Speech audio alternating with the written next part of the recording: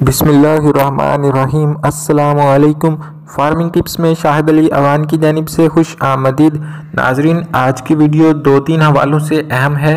एक तो ये शेड बिल्कुल नया बना है और इस वीडियो में शेड की तमीर के बारे में मुकम्मल तफसीलात दी जाएंगी।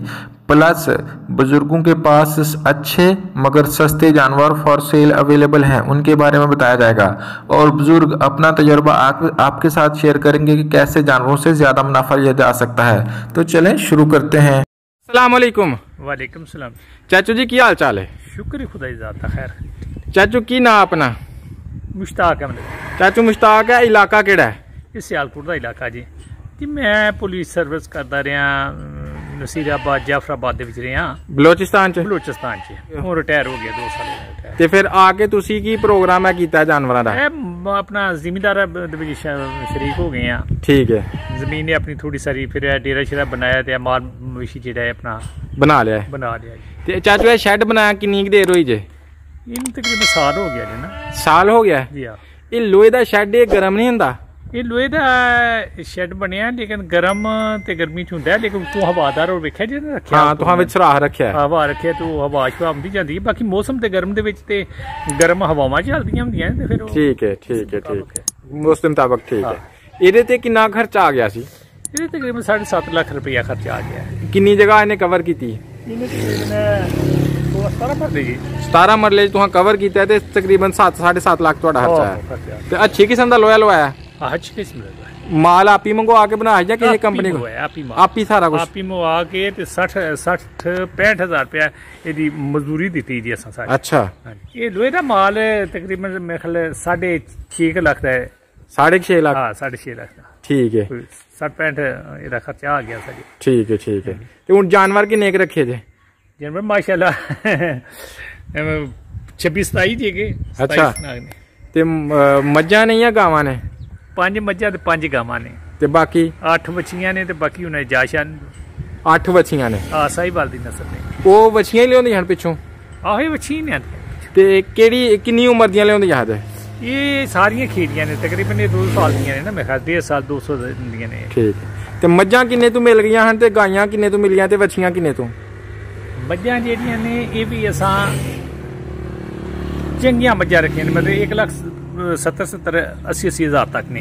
ਯਾਨੀ ਹੁਣ ਸਾਡੇ ਕੋਲ ਤੇ ਦੁੱਧ ਸੋਗੀਆਂ ਟਾਈਮ ਹੀ ਕਾਫੀ ਹੋ ਗਿਆ ਨਾ। ਠੀਕ ਹੈ ਠੀਕ ਹੈ। ਤੇ ਬਾਕੀ ਬੱਚੀਆਂ ਜਿਹੜੀਆਂ ਨੇ ਅਸਾਂ ਦੀਆਂ ਸਰ ਇਹ ਤਕਰੀਬਨ 8 ਬੱਚੀਆਂ ਨੇ। ਅੱਛਾ। ਇਹ ਫੀ ਕਾਸ ਜਿਹੜੀ ਸੀ 40,000 ਦੀ ਪਈ ਸਰ ਜਸਨ ਇੱਥੇ। ਠੀਕ ਹੈ ਠੀਕ ਹੈ। ਫੀ ਕਾਸ 40,000 ਪੈ ਗਈ ਸੀ। ਆਹੋ। ਤੇ ਜਿਹੜੀ ਤੁਸੀਂ 1.25 ਦੀ ਮੱਝ ਲਿਆਂਦੀ ਸੀ ਉਹਨੇ ਹਾਈਐਸਟ ਦੁੱਧ ਕਿੰਨਾ ਕੁ ਦੇਖਦਾ ਸੀ ਰੋਜ਼ਾਨਾ? ਉਹ ਤਕਰੀਬਨ 15 ਕਿਲੋ 2 ਟਾਈਮ ਦਾ ਦੁੱਧ ਹੈ ਜਾਂਦੀ ਰਹੀ। ਬੱਚੇ ਨੂੰ ਪਿਲਾ ਕੇ? ਆ ਬੱਚੇ ਨੂੰ ਫਿਰ ਥੋੜਾ ਛੱਡਦੇ ਆ ਨਾ। ਬੱਚੇ ਨੂੰ ਥੋੜਾ ਛੱਡਦੇ ਥੋੜਾ ਛੱਡਦੇ। ਤੇ ਗਾਈਆਂ?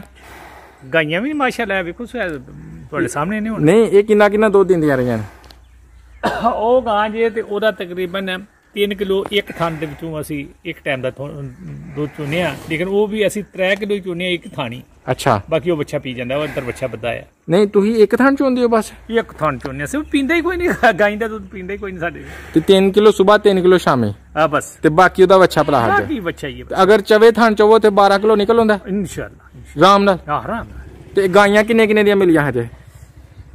ਗਾਈ ਉਹ ਆਂਦੀ ਜੇ 1,80,000 ਦੀ। ਅੱਛਾ ਜੀ ਠੀਕ ਹੈ। ਦੇਸੀ ਗਾਈਆਂ ਨੇ। ਇਹ ਇੱਥੋਂ ਲਈਆਂ ਹਨ? ਆਹੋ ਜੀ।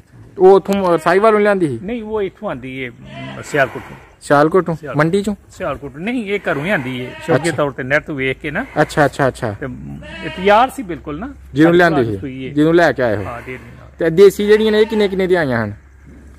ਦੇਸੀ ਤੇ ਇਹ ਤੇ ਕਰਦੀ ਹੈ। ਅੱਛਾ। ਸਾਡੇ ਕੋਲ ਹਾਂ ਬੱਚੀ ਪਾਲੀ ਤੇ ਇਹ ਸਾਡੇ ਕੋਲ ਤੋਂ ਸੂਈ ਹੈ ਕੋ ਫਿਰ ਮਾਸ਼ਾਅੱਲਾ ਇਹਨੂੰ ਟੀਕਾ ਫਾੜਿਆ। ਠੀਕ ਹੈ। ਹਾਂਜੀ ਠੀਕ ਹੈ। ਤੇ ਤੁਸੀਂ ਤਜਰਬਾ ਕੀਤਾ ਹੈ ਮੱਝਾਂ ਦਾ, ਗਾਵਾਂ ਦਾ, ਵੱਛੀਆਂ ਦਾ? ਹਾਂਜੀ। ਤੁਸੀਂ ਬਜ਼ੁਰਗ ਵੀ ਤਜਰਬਾਕਾਰ ਆਦਮੀ ਹੋ ਤੇ ਦੱਸੋ, ਅਗਰ ਕੋਈ ਬੰਦਾ ਨਵਾਂ ਕੰਮ ਸ਼ੁਰੂ ਕਰੇ ਉਹਨੂੰ ਵੱਛੀਆਂ ਦਾ ਸ਼ੁਰੂ ਕਰਨਾ ਚਾਹੀਦਾ, ਮੱਝਾਂ ਦਾ ਜਾਂ ਗਾਈਆਂ ਦਾ? ਫਾਇਦਾ ਕਿਹਦੇ ਚ ਰਹਿੰਦਾ ਬਹੁਤਾ? ਫਾਇਦਾ ਤੇ ਇਹ ਕਿ ਇਸ ਦੌਰ ਦੇ ਵਿੱਚ ਉਹ ਮੱਝਾਂ ਲਈ ਲਵੇ ਪੱਛੜ ਮੱਝਾਂ ਲੈ ਲਵੇ ਕੋਈ 2-2 3-3 ਕਿਲੋ ਦੁੱਧ ਦੇਣ ਵਾਲੀਆਂ। ਅੱਛਾ ਹਾਂਜੀ ਕੋਈ ਅੱਗੋਂ ਉਹਦੇ ਕੋਲ ਬਣ ਜਾਣੇ ਜਾਂ ਅੱਗੋਂ ਪਿੱਛੋਂ ਹੀ ਬੜੀਆਂ ਆ ਜਾਣ, ਕੋਈ ਮਹੀਨੇ 2 ਮਹੀਨੇ ਦੀਆਂ ਬਣੀਆਂ ਹੁਣ ਸਾਡੇ ਕੋਲ ਜਿਵੇਂ ਨੇ। ਹਾਂਜੀ ਹਾਂਜੀ ਬਿਲਕੁਲ ਬਿਲਕੁਲ ਬੜੀਆਂ ਨੇ। ਹਾਂਜੀ ਤੇ ਹੁਣ ਮਤਲਬ ਕਿ ਸਾਨੂੰ ਸਾਡੇ ਕੋਲ ਇੱਕ ਮੱਝ ਸਿਰਫ ਸੂਈ ਹੈ, ਅਗਰ ਅਸੀਂ ਇਹਨੂੰ ਵੇਚੀਏ ਇਹਨਾਂ ਨੂੰ ਵੇਚੀਏ ਇਹ ਜ਼ਿਆਦਾ ਤੋਂ ਜ਼ਿਆਦਾ 90,000 ਦੀ 95,000 ਦੀ 80,000 ਦੀ ਵਿਕਣੀ ਹੈ ਇੱਥੇ। ਇਹ ਜਿਹੜੀਆਂ ਤੇ ਇਹਨਾਂ 'ਚ ਫਾਇਦਾ ਨਾ, ਅਗਰ ਇਹੋ ਜਿਹੀਆਂ ਬੰਦਾ ਲਵੇ ਤੇ ਇਹਨਾਂ ਨੂੰ ਕੋਈ 4 ਮਹੀਨੇ ਪੱਠੇ ਪਾਏ ਤੇ ਇਹ ਫਿਰ 2-2 ਲੱਖ ਦੀ ਮੱਝ ਬਣ ਜਾਂਦੀ। ਯਾਨੀ ਪੱਛੜ ਮੱਝਾਂ ਲੈਣ 'ਚ ਫਾਇਦਾ। ਪੱਛੜ ਮੱਝਾਂ ਤੇ ਇਧਰ ਆ ਵੱਛੀਆਂ ਲਵਾਓ ਹਾਂ, ਜਿਹੜੀਆਂ ਵੱਛੀਆਂ ਤੁਸੀਂ 40,000 ਤੱਕ ਲਿਆਂਦੀਆਂ ਹਨ, ਇਸ ਟਾਈਮ ਇਹ ਵੱਛੀਆਂ ਕਿੰਨੇ ਤੱਕ ਦੀਆਂ ਹੋ ਗਈਆਂ ਨੇ? ਇਸ ਵਕਤ ਇਹਨਾਂ ਦਾ ਕੋਈ ਗਾਹਕ ਸਾਡੇ ਕੋਲ ਲੱਗਾ ਨਹੀਂ, ਮਤਲਬ ਤੁਹਾਨੂੰ ਨਹੀਂ ਪਤਾ ਕਿੰਨੇ ਦੀਆਂ? ਕੋਈ ਪਤਾ ਨਹੀਂ ਹੁਣ ਇਹਨਾਂ ਦਾ ਕੀ ਹਿਸਾਬ ਕਿਤਾਬ ਜੇ ਕੀ ਨਹੀਂ ਜੇ, ਬਾਕੀ ਇਹਨਾਂ ਦਾ ਕੋਈ ਗਾਹਕ ਲੱਗਾ ਹੀ ਨਹੀਂ ਸਾਡੇ ਕੋਲ। ਨਹੀਂ 40,000 ਦੀ ਤੁਸੀਂ ਕਿੰਨਾ ਮਹੀਨੇ ਪਹਿਲੇ ਲਈਆਂ ਹਨ? ਐਸੇ 9ਵੇਂ ਮਹੀਨੇ ਦੀਆਂ 9ਵੇਂ ਮਹੀਨੇ ਦੀਆਂ, ਯਾਨੀ ਕਿ ਹੁਣ ਦਸੰਬਰ ਅਕਤੂਬਰ ਨਵੰਬਰ ਦਸੰਬਰ ਜਨਵਰੀ ਫਰਵਰੀ ਤੇ ਮਾਰਚ 6 ਮਹੀਨੇ ਹੋ ਗਏ ਨੇ। 6 ਮਹੀਨੇ। ਤੇ ਚਾਚਾ ਅਗਰ ਕੋਈ ਬੰਦਾ ਲੈਂਦਾ ਤੇ ਤੁਸੀਂ ਆ ਵੱਛੀਆਂ ਵੇਚਦੇ ਹੋ? ਜੀ ਬਿਲਕੁਲ ਵੇਚਦੇ। ਇਹ ਕਿਹੜੀ ਨਸਲ ਦੀਆਂ ਨੇ? ਇਹ ਸਾਹੀਵਾਲ ਦੀ ਨਸਲ। ਉੱਥੋਂ ਜਾ ਕੇ ਲਿਆਂਦੀ ਆ? ਉੱਥੋਂ ਜਾਂਦੇ। ਯਾਨੀ 5-6 ਮਹੀਨੇ ਤੁਹਾਨੂੰ ਹੋ ਗਏ ਨੇ। ਵੱਛੀਆਂ ਇਹ ਕਿੰਨੇ ਦੀਆਂ ਤੁਸੀਂ ਵੇਚਦੇ ਹੋ? ਅਸੀਂ ਤਕਰੀਬਨ 50,000 ਦੀ ਵੇਚ ਜਾਂਦੇ ਹਾਂ। ਸਾਰੀਆਂ ਇਕੱਠੀਆਂ ਜਾਂ ਇੱਕ ਇੱਕ? ਇਕੱਠੀਆਂ ਇੱਕ ਨਹੀਂ ਇਕੱਠੀਆਂ। ਅਗਰ ਕੋਈ ਇਕੱਠੀਆਂ ਲਏ ਤੇ ਤੁਸੀਂ 50,000 ਦੀਆਂ ਦੇਖ ਲਓ। ਹਾਂ ਦੇ ਹੜਨੇ। ਤੇ ਕੋਈ ਬੰਦਾ ਸਾਹੀਵਾਲ ਦੀਆਂ ਵੱਛੀਆਂ ਖਰੀਦਣ ਦਾ ਹਾਇਸ਼ਮੰਦ ਹੋਏ ਤੇ ਚਾਚਾ ਜੀ ਇਹਨਾਂ ਨੂੰ ਵੇਚਣ ਦੇ ਹਾਇਸ਼ਮੰਦ ਨੇ, ਕਹਿੰਦੇ ਨੇ 50,000 ਮੈਂ ਫੀ ਵੱਛੀ ਦੇ ਦਾਂਗਾ, ਲੇਕਿਨ ਉਸ ਬੰਦੇ ਨੂੰ ਜਿਹੜਾ ਇਕੱਠੀਆਂ ਲਏਗਾ। ਤੇ ਜੇਕਰ ਵੱਖਰੀਆਂ ਲੈਣੀਆਂ ਤੇ ਫਿਰ ਰੇਟ ਮੁਖਤਲਿਫ ਹੋਣ ਦੇ? ਫਿਰ ਵੱਖਰੀ ਫਿਰ ਜ਼ਿਆਦਾ ਰੇਟ ਹੈ ਨਾ। ਫਿਰ ਜਿਹੜੀ ਚੰਗੀਆਂ ਨੇ ਫਿਰ ਇਹਨਾਂ ਦਾ ਜ਼ਿਆਦਾ ਹੈ ਤੇ ਜਿਹੜੀਆਂ ਵਿੱਚ ਮਾੜੀਆਂ ਤੇ 2 ਹੀ ਨੇ, ਬਾਕੀ ਤੇ ਸਾਰੀਆਂ ਵੱਡੀਆਂ ਵਹਿੜੀਆਂ ਬਣੀਆਂ ਨੇ। ਆ ਦੇਖੋ ਨਾ, ਇਹ ਵੀ ਵਲੈਤੀ ਵੱਛੀ ਜੇ, ਇਹ ਗਾਂ ਹੈ, ਇਹ ਨਹੀਂ ਸ਼ਾਮਲ। ਇਹ 2 ਹੈ ਵੱਛੀਆਂ ਨੇ, 8 ਵੱਛੀਆਂ ਨੇ, 2 ਪਰਾਂ ਨੇ ਤੇ 4-5 ਇਹ ਵੱਛੀਆਂ ਵੀ ਹਨ। ਇਹ ਸਾਰੀਆਂ ਸਾਹੀਵਾਲ ਨਸਲ ਦੀਆਂ। ਅਗਰ ਕਿਸੇ ਬੰਦੇ ਦੀ ਦਿਲਚਸਪੀ ਹੋਏ ਤੇ ਉਹ ਪੁੱਛ ਦੱਸ ਸਕਦਾ। ਚਾਚੇ ਦਾ ਨੰਬਰ ਮੈਂ ਸਕਰੀਨ 'ਚ ਮੈਂਸ਼ਨ ਕਰ ਦਾਂਗਾ। ਚਾਚਾ ਫੋਨ ਨੰਬਰ ਯਾਦ ਜੀ ਆਪਣਾ? ਜੀ ਆ ਫੋਨ ਨੰਬਰ ਬੋਲਿਓ। 0346 ਜੀ 398232 398232। ਚਾਚਾ ਇਸ ਟਾਈਮ ਤੁਹਾਡੇ ਕੋਲ ਜਿਹੜੇ ਕੁੱਲ ਜਾਨਵਰ ਨੇ ਦੁੱਧ ਦੇਣ ਵਾਲੇ ਕਿੰਨੇ ਨੇ? ਇਹਦੇ ਸਿਰਫ ਦੁੱਧ ਦੇਣਾ ਜੀ 3 ਜੀ, 2 ਗਾਈਆਂ ਨੇ ਤੇ 1 ਮੱਝ। ਬਾਕੀ ਸੁੱਕ ਗਈਆਂ? ਬਾਕੀ ਸੁੱਕ ਗਏ। ਤੇ ਰੋਜ਼ਾਨਾ ਕਿੰਨਾ ਕੁ ਦੁੱਧ ਮਿਲ ਜਾਂਦਾ ਹੈ? ਦੁੱਧ ਤਕਰੀਬਨ ਇਹਨਾਂ ਦਾ ਜਿਹੜਾ ਉਹ ਅਸੀਂ ਜਮਾਂ ਨੂੰ ਛੱਡ ਛੱਡਦੇ ਆ। ਉਹ ਮੱਝ ਤੇ ਉਹਦਾ ਵੀ ਕੱਟੀ ਨੂੰ ਤਾਂ ਛੱਡ ਛੱਡੀਦਾ। ਅੱਛਾ। ਅੱਧਾ ਵੀ ਅਸੀਂ 5 ਕਿਲੋ ਚੋ ਲੈਨੇ ਆ ਉਸਾ। ਠੀਕ ਹੈ ਠੀਕ ਹੈ। ਤੇ ਬਾਕੀ ਗਾਈਆਂ ਨੇ ਤੇ ਇਹਨਾਂ ਦੇ ਜਮਾਂ ਨੂੰ ਪਲਾਹੜ ਦੇ ਜੇ। ਠੀਕ ਹੈ। ਇਹ ਗਾਈ ਇਹਦਾ ਵੀ ਬੱਚੀ ਨੂੰ ਪਲਾਹੜ ਨੇ, ਉਹ ਬੱਚੀ ਹੈ। ਬਹੁਤਾ ਜ਼ਿਆਦਾਤਰ ਤੁਸੀਂ ਬੱਚਿਆਂ ਨੂੰ ਛੱਡ ਦਿਓ। ਆਹੋ ਉਹ ਬੱਚਾ ਅੰਦਰ ਕਰਦਾ। ਜਿਹਨੂੰ ਦੇ ਤੁਸੀਂ ਜਾਨਵਰ ਲਏ ਨੇ, ਤੁਹਾਡਾ ਕੋਈ ਜਾਨਵਰ ਕਦੀ ਮਰਿਆ ਤੇ ਨਹੀਂ? ਨਹੀਂ ਜੀ ਕੋਈ ਨਹੀਂ। ਅੱਲਾ ਮਾਫ ਕਰੇ, ਨਹੀਂ ਮਰੇ? ਬਿਲਕੁਲ ਨਹੀਂ। ਤੇ ਚਾਚਾ ਇਹਨਾਂ ਸਾਰਿਆਂ ਜਾਨਵਰਾਂ ਨੂੰ ਕਿੰਨੇ ਬੰਦੇ ਰਲ ਕੇ ਸੰਭਾਲਦੇ ਹੋ ਪਏ? 2 ਨੌਕਰ ਰੱਖੇ ਜੀ ਅਸੀਂ, 2 ਪਿਓ ਪੁੱਤਰ ਅਸੀਂ ਜੇ, ਬਾਕੀ ਮੁੰਡੇ ਬਾਹਰੋਂ ਵੀ ਆ ਜਾਂਦੇ ਨੇ, ਉਹ ਵੀ ਹੱਥ ਪੱਲਾ ਪੇ ਮਰਵਾਉਂਦੇ ਨੇ। ਠੀਕ ਹੈ। ਚਾਚਾ ਕਿਆ ਮੈਂ ਸਮਝਾਂ ਕਿ ਤੁਹਾਡੇ ਅਕਸਰ ਫਾਰਮਾਂ 'ਚ ਮਸਲਾ ਹੁੰਦਾ ਕਿ ਬੱਚੇ ਮਾਰ ਜਾਂਦੇ ਨੇ, ਤੁਸੀਂ ਦੁੱਧ ਅੱਛਾ ਪਿਲਾਉਂਦੇ ਹੋ ਤਾਂ ਬੱਚਿਆਂ ਨੂੰ ਕੁਝ ਨਹੀਂ ਹੁੰਦਾ? ਆਹੋ ਬੱਚਿਆਂ ਨੂੰ ਦੁੱਧ ਪਿਲਾਉਂਦੇ ਆ, ਬੱਚਿਆਂ ਦਾ ਹੱਕ ਬਣਦਾ ਹੈ ਨਾ ਭਾਈ ਦੁੱਧ ਪੀਣ ਦਾ। ਬਿਲਕੁਲ ਸਹੀ ਹੈ। ਅੱਛਾ ਚਾਚਾ ਅਗਰ ਫਰਜ਼ ਕਰੋ ਜਾਨਵਰ ਰੱਖੇ ਹੋਣ ਤੇ ਇਹਨਾਂ 'ਚ ਕਦੀ ਕੋਈ ਬਿਮਾਰ ਵੀ ਹੋਇਆ ਤੁਹਾਡੇ ਜਾਨਵਰਾਂ 'ਚ?